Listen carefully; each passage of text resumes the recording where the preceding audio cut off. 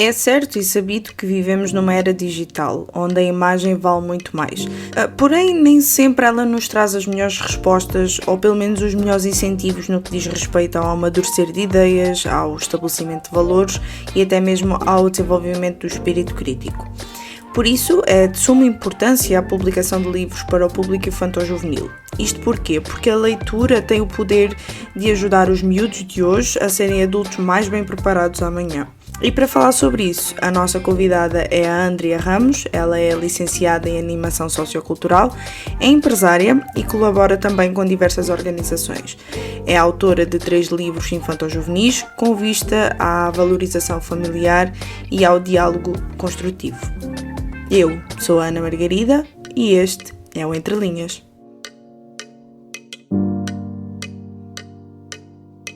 Então, Andreia, o público infanto-juvenil hoje em dia ele está muito imerso nas tecnologias.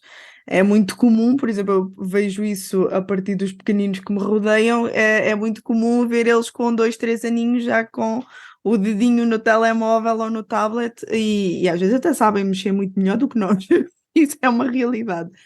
Exato. Ah, Tendo em conta que a Andreia é escritora de livros infanto-juvenis, quais é que são os principais desafios e também como é que consegue arranjar ali uma forma de motivá-los para chegarem até ao papel? Muito bem. Eu diria que este mundo do infanto ao juvenil, não é? É sempre um desafio para nós conseguirmos atingir o coração das crianças e dos adolescentes, motivando-os para a leitura e para tudo aquilo que nós sabemos que a leitura produz, nomeadamente o espírito crítico, mais conhecimento, novas ideias, ajuda-os a refletir sobre a sua própria realidade e tudo mais. Claro que todo este público, não é? E pensando aqui um bocadinho nos adolescentes, quando eles estão imersos nessa tecnologia, eu penso que nós podemos ajudá-los a refletir a importância de voltar um pouco ao papel, não só voltar ao papel, mas quando eles têm que produzir alguma coisa, o facto de eles terem a mente exercitada ajuda-os quando eles têm de produzir alguma coisa, nomeadamente quando surgem problemas e eles necessitam de encontrar soluções. E quando nós pensamos na tecnologia, que gera essa dependência, eu também Uhum, tenho filhos, tenho um filho adolescente, sei do que é que se fala, não é? uhum, Mas, por exemplo, quando nós temos um livro que é do interesse deles, de um tema uhum. de interesse deles, eu acho que é importante nós proporcionarmos a compra desse livro, não é? Poder levá-los à biblioteca, ter um tempo mais descontraído em família, porque não ler um livro todos juntos em casa sobre alguma temática que seja importante para os valores da família. Então eu penso que há que buscar novas ideias, para nós percebermos que não vivemos só de tecnologia, não é? Vivemos de outras coisas que também nos ajudam a pensar sobre a nossa realidade. Sem dúvida alguma. E no caso, como é que seria o processo para criar algo que os chama a atenção? Porque se nós formos olhar assim bem para o mundo tecnológico, aquilo que é visual normalmente parece que é o que agarra mais. E isto até podemos incluir os adultos, nós realmente acabamos por ficar muito mais agarrados àquilo que vemos. Então, como é que funciona esta construção para os agarrar ao papel, para agarrar a essa identidade crítica também, de construção de valores e tudo mais, porque se no fundo nós estamos a falar de uma história, eu creio que isso vai desde a construção dos personagens até à próxima trama. Como é que isso funciona? Uhum.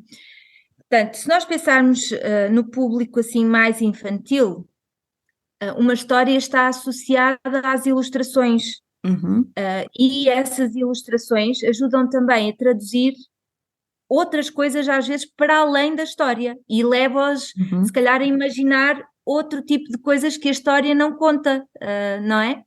E todo esse processo de construção, por exemplo, quando é um livro ilustrado, no meu caso, eu tenho trabalhado com alguns ilustradores e é muito interessante porque eu tenho o relato daquilo que as pessoas dizem das ilustrações e as pessoas identificam-se com essas ilustrações, não apenas podem identificar-se com a própria história, não é? Mas as crianças, por exemplo, elas aproveitam muito daquilo que é um livro infantil ou um livro que tenha janelas. Aliás, hoje há livros apenas com imagens. Há livros que até adultos gostam, precisamente porque essas imagens nos remetem para lembranças, nos remetem para vivências ou para coisas novas. E então, o livro não é apenas um texto, uma história, é também todo esse mundo que nós às vezes também temos no imaginário. E quando há esse processo construtivo, quer do texto, quer da ilustração, eu penso que é salutar toda essa partilha, porque nós não sabemos tudo e efetivamente quando partilhamos até com as crianças, né, eu tenho o relato daquilo que as crianças sentem quando partilho as histórias com elas. E muitas vezes conto as histórias a crianças mais pequenas só através das imagens e faço perguntas. E quando eu faço perguntas, eles sabem as respostas, eles conseguem identificar o que é que está numa imagem, a que é que aquilo remete, por exemplo, não é? Um dos personagens de um dos meus livros aborda a questão da prevenção, faz a prevenção da segurança rodoviária, trabalha essas questões durante a segurança rodoviária e por acaso há um menino que não está com o equipamento adequado para andar de bicicleta. Ora, quando eu pergunto às crianças o que é que vocês veem neste personagem? O que é que lhe falta, não é? Eles identificam logo, porque eles sabem que para andar de bicicleta precisam das joelheiras, das cotoveleiras, do capacete, não é? E então é ir ao encontro desse mundo que já é deles, mas também trazer-lhes coisas novas que eles possam aprender e experienciar. E no caso, então, tem que haver também uma adaptação conforme a idade da criança e aquilo que ela consegue receber de informação, sendo assim, porque há livros que, inclusive, tal e qual como a Andrea estava a dizer, eles não trazem texto em si, trazem imagem. Então é também esse fator comunicação que envolve muito, certo? Isso é muito importante, o saber comunicar com a criança, mas também dentro das idades delas, o que é que elas podem absorver, o que é que elas podem conter de informação. Andrea, eu não sei qual a sua opinião em relação a isso, mas, por exemplo, eu como consumidora de literatura, tudo bem que agora é outra faixa etária, obviamente, não dentro do estilo infanto-juvenil, eu penso que seja um pouquinho difícil, como é que eu ia dizer, a jornada de um escritor. Ou pelo menos dá uma sensação que ele tem que dar muito de si, não só da criatividade, não só da construção de tudo, mas também de muito investimento. No que remete à Andreia, como é que a Andreia vê o investimento deste tipo de literatura? Agora vamos puxar um pouquinho para a literatura infantil-juvenil. Vê que em Portugal há um grande investimento ou sente que pode ser uma área um pouco desprezada ou é assim no geral? Falando no caso de Portugal, eu penso que há um leque muito variado aqui no infanto-juvenil, não é? Falando um pouco do trabalho que eu tenho desenvolvido, tem a ver com crianças e adolescentes, porque acredito muito que nesta vertente dos jovens e dos adolescentes e das crianças, que é importante passar valores de vida, passar valores cristãos, no caso, em que eles podem crer que há formas de vivência que são possíveis. E sobre este investimento, aqui muito direcionado e focado a estas faixas etárias, o trabalho do escritor é colocar-se um pouco no papel, ou seja, no papel da criança ou do adolescente, o que é que ele estará a viver.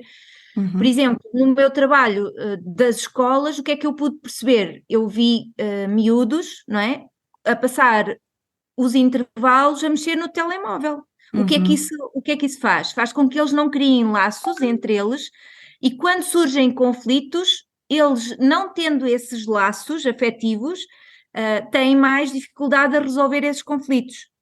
E todo o processo de escrita, no meu caso, penso muito nessa realidade. O que é que será interessante para as crianças e que lhes traga valor e, sobretudo, valor no relacionamento entre pais e filhos, que é uma das temáticas dos meus livros. Então seria como uma forma de responder às necessidades que a Andrea se depara com, digamos assim. Sim, por exemplo, o meu recente livro, não sei se podemos ir já por aí, mas Claro, o claro, meu sem recente dúvida. livro é O Meu Mundo de Papel. Há uma família, um pai e uma mãe, e há um filho, que é, o menino chama-se Simão. E o porquê do nome Simão? O nome Simão significa a escutar, então é muito propositado para quê? Para que nós aprendamos a dar espaço de tempo e tempo para ouvir aqueles que estão perto de nós, porque muitas vezes nós valorizamos o que está fora, mas nós precisamos de aprender a valorizar quem está dentro e perceber qual é o valor que já temos dentro da nossa casa. Exatamente. E então é esse relacionamento e essa atenção que as crianças necessitam do pai e da mãe ou de quem vive com eles, não é? Para eles se sentirem amados, valorizados e, sobretudo, que haja um entendimento da sua singularidade. Sem dúvida. E no caso, o seu livro, então, ele traz muito esse aspecto de, como é que eu ia dizer, fundamentar a identidade, certo? Porque estão em fase de crescimento, estão em fase também eles próprios de construção e cabe aos pais serem os principais mentores. Certo? Então, o seu livro ele acaba por ser uma forma de guia ou pelo menos de aprendizado para que os pais não deixem essa parte de lado que cabe a eles, porque muitas vezes eu creio que há muita tendência de deixar isso para as escolas, ou pelo menos no nosso contexto cristão, deixar isso apenas para a escola dominical e pronto, os professores que se amanhem, como a gente costuma dizer. E no Sim. caso, não, é toda essa, vamos dizer, entre aspas, mentoria, embora não seja mentoria, seja mesmo o ser pai, o ser mãe, tem que vir dentro de casa. Sim, esta história surpreendeu-me bastante quando eu a escrevi. Eu partilhei-a com cerca de 8 adultos. E qual foi a minha surpresa quando dois adultos, nesse grupo de 7, 8 pessoas, chorou quando eu li esta história. Porque ela aborda uma temática que faz parte de todos nós, que é todos nós temos sonhos. E há adultos que têm também sonhos que ficaram retidos, possivelmente porque se calhar alguma coisa aconteceu na infância ou na juventude que não lhes permitiu realizar esses sonhos.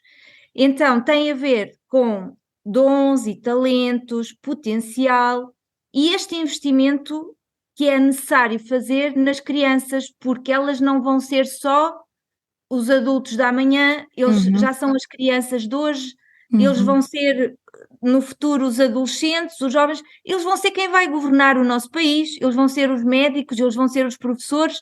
Então, se nós percebermos qual é o dom, o potencial que a criança já denota e vai dando sinais, se nós fizermos investimento nisso e dissermos, olha, tu tens tanto jeito para isso, tu já pensaste qual é assim uma vertente ou uma área, uma profissão que tu queiras seguir, e sendo que muitas vezes nas escolas não se tratam os alunos pela área forte, então se nós percebermos qual é a área forte dos nossos filhos e trabalharmos nisso, vai ser muito mais fácil no futuro, porque eles não precisam de se esforçar tanto, porque ao longo da vida deles, ainda que pequena, não é? Eles foram praticando, foram melhorando. E esta história é a história de um menino que quer ser ilustrador e ele ia dando pistas aos pais, ia mostrando, por exemplo, que ele queria muito ir ver livros à biblioteca e os pais diziam que não tinham tempo, não é? E o menino vai dar um ensinamento, uma lição aos adultos quando chega ao Natal, por isso é que o livro chega ali uma parte que tem árvore de Natal, ambiente natalício, porque eu acredito que as crianças também nos ensinam E também é necessário muitos pais entenderem que não vamos refletir os nossos sonhos na vida dos nossos filhos, porque eles têm os próprios sonhos. Ainda no outro dia alguém me contou que um pai queria que o filho fosse futebolista, aliás, não me contou, eu vi numa pequena reportagem, Sim. queria que o filho fosse futebolista e o pai colocava pressão no filho para que ele fosse futebolista. Logo o menino não conseguia atingir determinado objetivo, ficava frustrado.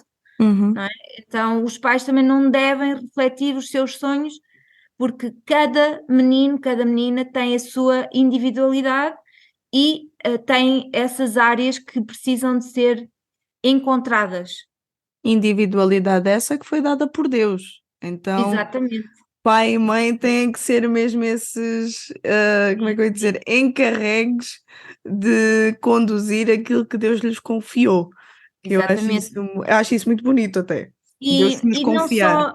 Não só isso, mas o meu trabalho nas escolas, principalmente com um dos meus primeiros livros, que toca muito na autoestima, tem muito a ver com isso, porque eu explico-lhes e tento fazê-los pensar de como é que eles já têm o valor dentro de si, que não precisam de procurá-lo numa função, naquilo que fazem, porque eles já têm o valor, eles já são únicos no mundo, não é? Exato. E faço um exercício com eles para eles consciencializarem de que já têm esse valor, não é? Ainda que há muito valor noutras coisas, e é uma sessão que eu faço que aborda isso e pontua na autoestima dos adolescentes.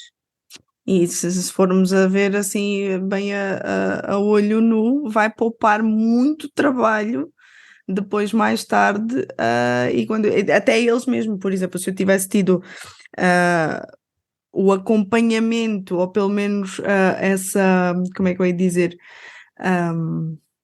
essas bases. Se esse tipo de literatura tivesse chegado a mim um pouquinho mais cedo, se calhar tinha poupado muita coisa, né? E quando eu digo eu, também digo alguns amigos que eu tenho, que hoje em dia, nós já adultos formados, estamos a aprender coisas que se calhar já podíamos ter aprendido há mais tempo, ou já podíamos ser muito mais seguros acerca de, mas tudo isso é Uma mudado.